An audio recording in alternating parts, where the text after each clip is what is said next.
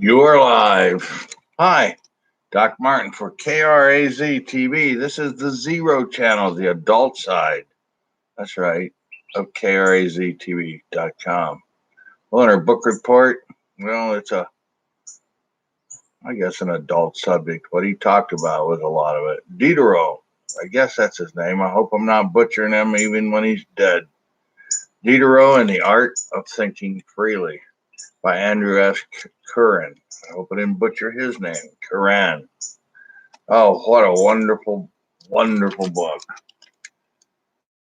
Andrew S. Curran is a William Armstrong Professor of Humanities at Wesleyan University, author of two previous books, Sublime Order, Physical Monstrosity in Diderot's Universe, and The Anatomy of Blackness, Science and Slavery in an Age of Enlightenment. Curran is a fellow in the history of medicine at the University Academy of Medicine and Chevrolet dans l'Ordre du Palmes Academies, butchered French. But he's a great and prolific reader. I think I have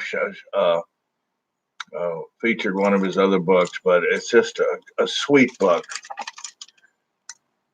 A spirited biography of the prophetic anarcho-sympathetic philosopher who helped build the foundations of the modern world. Dennis Diderot is often associated with a decades-long battle to bring the world's first comprehensive encyclopedia into existence. But his most daring writing took place in the shadows. Thrown into prison for his atheism in 1749, Diderot decided to reserve his best books for posterity, for us, in fact. And the astonishing cache of unpublished writings left behind, Diderot challenged virtually all of his centuries accepted truths, from the sanctity of monarchy to the racial justification of the slave trade to the norms of human sexuality. One of Diderot's most attentive readers during his lifetime was Catherine the Great, who not only supported him financially but invited him to St. Petersburg to talk about the possibilities of democratizing the Russian Empire. This guy is fantastic.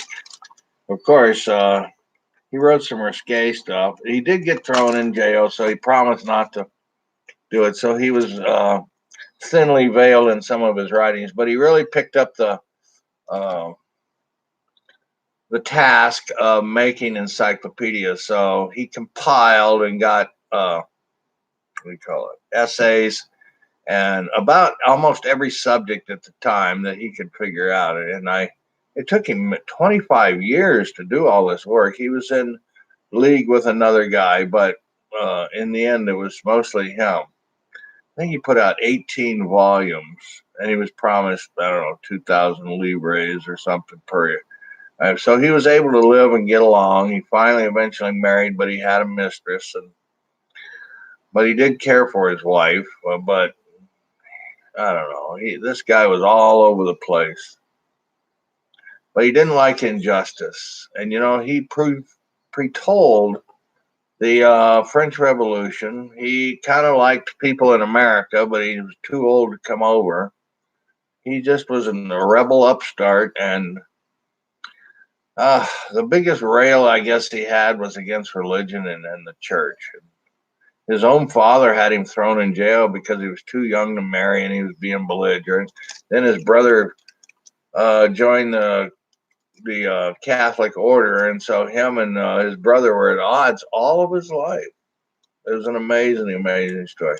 But the biggest thing is that he taught you how to think for yourself. That's what the book is about, the art of thinking freely and make your own decisions. We got this book at the Tucson, Pima County Public Library, like you can get it at yours. It's just a fascinating, fascinating book. It's got a lot of plates, pictures, and whatnot. And his hometown in Longeres is still there, and you can go visit it. And a lot of people know about this guy, and he is a framer of many modern thoughts. So, like we said, keep reading, right? And support us at KRAZTV.com. It's Diderot, The Art of Thinking Freely.